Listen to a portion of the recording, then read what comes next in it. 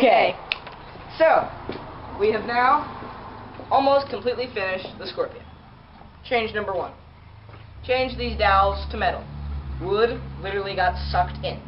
Like, sucked in. Yeah. So, considering now that we had some stronger dowels, we wound it up to 5 180s. Yep. When we tried to go 6, it bent the steel. So, yeah. A little bit. We were thinking maybe putting some oil to decrease the friction, because the washer definitely helps a lot, but it's still pretty tight. Anyhow, so that's kind of off subject. So now, we've also finished the trigger system. I hooked all this. So now what we're going to do is we're going to shoot it once.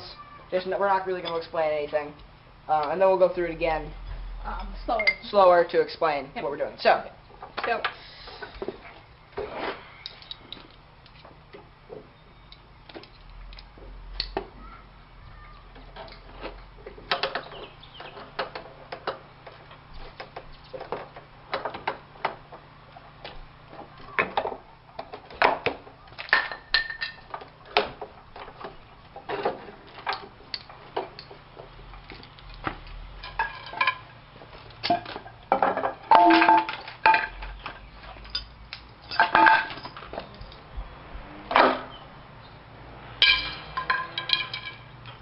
So, it works. So now we'll go through that whole process again. Yep. So while he's going to get the dowel, that's not our permanent bolt, by the way. We'll show you that later on in this video. So this is what we made. It's our trigger system, also pi. So as you can see, these are 2 1-inch holes here. We drilled them all the way through our shaft. These are 7/8 dowels. You're going to want it a little bit smaller than the hole you drilled, because you want them to slide in and out, as you can see. So, oh yeah, by the way, we drilled holes into this 2x4 and just Gorilla Glue these in. Gorilla Glue is helpful. So, this slides in there, and the rope comes right behind. So it's like here. Or if it was backwards and it was shooting that way, it would be here.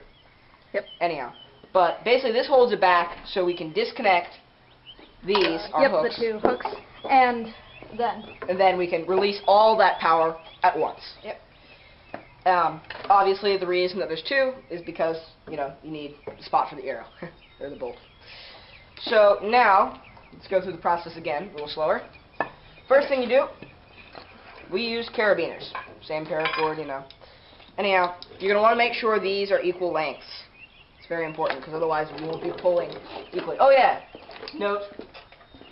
Make sure you have the same amount of torque, or as close as you can, on each side. Otherwise, they will not be working together. One of them will be taking way more of the, power than the other.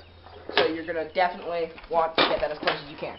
Okay, so what you do is you go up there, hook those hooks onto there, and engage your ratchet. Yeah. So now you're going to want to stick your cranker in. You don't really need to do this at first, but it gets harder as it goes on. Yeah. So also we cut these shorter, that way you don't have to. So you wind this back, pretty easy. It's harder towards the end. Yeah. And you want to pull it back at least behind these holes, you know.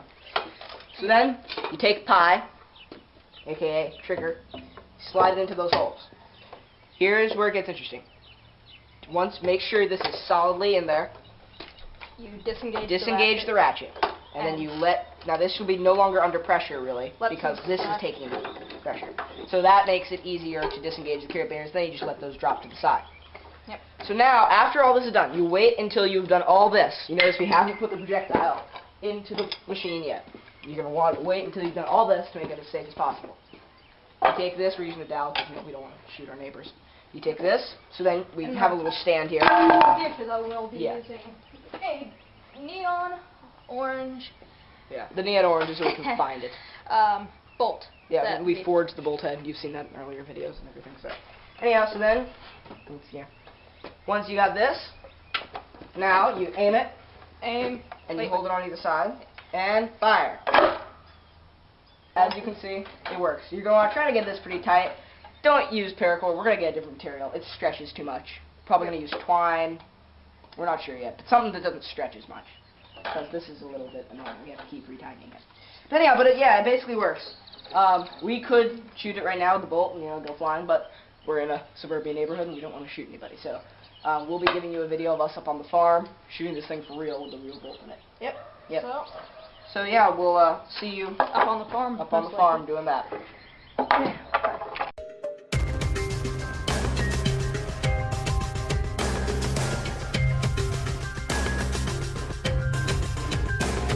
We actually ended up, as you can see in these next clips here, redoing the frame to make it more powerful and have larger holes to fit larger skeins in.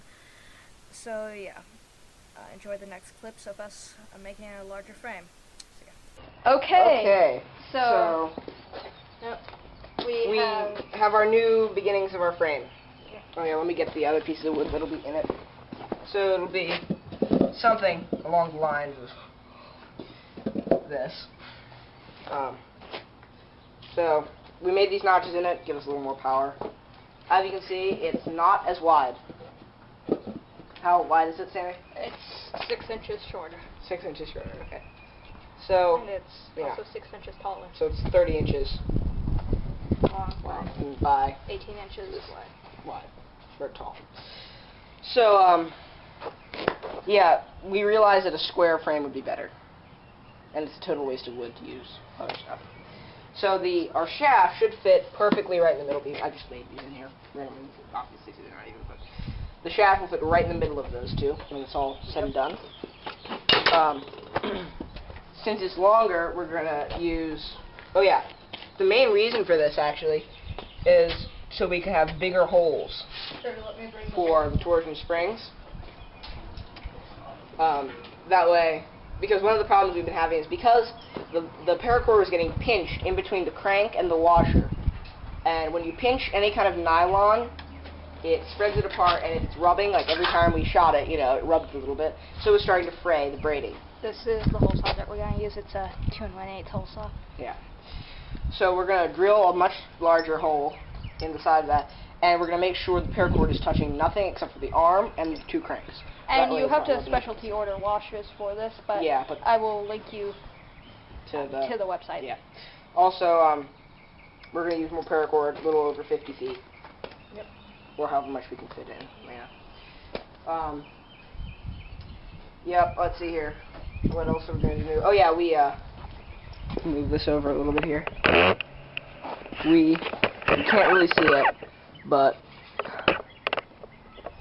inside the groove for the arrow, we raised it by just taking strips of plywood, thin plywood, and putting it in there. Because our bolt was sitting too far deep in there, it had way too much friction, so it wasn't shooting nearly as well. So that should improve it somewhat. Haven't really done all that much different. We mostly been planning it out here.